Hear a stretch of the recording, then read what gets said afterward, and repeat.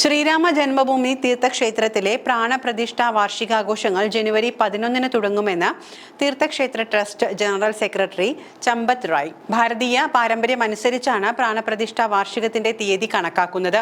അതുപ്രകാരം പ്രാണപ്രതിഷ്ഠ നടന്ന പൗഷമാസത്തിലെ ശുക്ലപക്ഷ ദ്വാദശി ഇക്കുറി ജനുവരി 11 അന്ന് മുതൽ 3 ദിവസം പ്രാണപ്രതിഷ്ഠാ വാർഷിക പരിപാടികൾ നടക്കും. വിവാഹ പഞ്ചമി, മൗനി അമാവാസി, ശിവരാത്രി അമാവാസി, ഏകാദശി തുടങ്ങിയവ പോലെ പ്രതിഷ്ഠാ ദ്വാദശി എന്ന പേരിൽ ഈ ദിവസം എല്ലാ വർഷവും കൊണ്ടാടുമെന്ന് ചമ്പത് റായ് പറഞ്ഞു. 15 ലക്ഷം ഘനയടി കല്ലുകളാണ് ഇതുവരെയുള്ള നിർമ്മാണത്തിനായി ഉപയോഗിച്ചത്. 15 ലക്ഷം മില്യൺ മണിക്കൂറിലധികമാണ് മനുഷ്യൻ ഇതിനായി അധ്വാനിക്കേണ്ടി വന്നത്. 392 തൂണുകളും 44 വാതിലുകളുമുള്ള ശ്രീരാമ ക്ഷേത്രത്തിന് കിഴക്കോട്ടും ദർശനമുണ്ട്.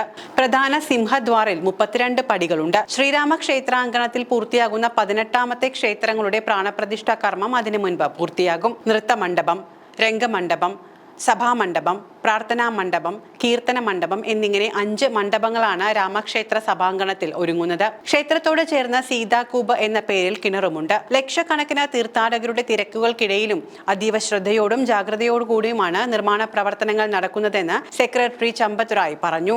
അയോധ്യയിലെ പ്രാണപ്രതിഷ്ഠാ ദിനം എല്ലാ വർഷവും പ്രതിഷ്ഠാ ദ്വാദശിയായി ആഘോഷിക്കാൻ ശ്രീരാമ ജന്മഭൂമി തീർത്ഥക്ഷേത്ര ട്രസ്റ്റിന്റെ മുൻ യോഗം തീരുമാനിക്കുകയായിരുന്നു. മണിറാം ദാസ് കന്റോൺമെന്റിൽ ചേർന്ന യോഗത്തിൽ ക്ഷേത്ര സമുച്ചയത്തിന്റെ നിർമ്മാണ പ്രവർത്തനങ്ങളും ചർച്ച ചെയ്യുകയും രാംലല്ല പ്രാണപ്രതിഷ്ഠാ വാർഷികം എല്ലാ വർഷവും പൗഷ ശുക്ല ദ്വാദശിയിൽ ആഘോഷിക്കാൻ തീരുമാനിക്കുകയുമായിരുന്നു. ഈ തീയതി പ്രാണപ്രതിഷ്ഠാ ദ്വാദശി എന്നാണ് അറിയപ്പെടുക. 2025 ജനുവരി 11 ആദ്യ പ്രതിഷ്ഠാ ദ്വാദശി എത്തുക.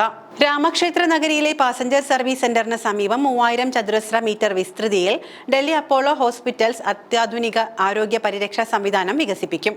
കോംപ്ലക്സിന്റെ തെക്കേ മൂലയിൽ 500 പേർക്ക് ഇരിക്കാവുന്ന ഓഡിറ്റോറിയം, അതിഥി ഹാൾ, ട്രസ്റ്റ് ഓഫീസ് എന്നിവയുടെ നിർമ്മാണോദ്ഘാടനം ഹേമന്ത് നിദ്രുഗോപാൽ ദാസ് ശിലാഫലകം അനാച്ഛാദനം ചെയ്ത് നിർവഹിച്ചു.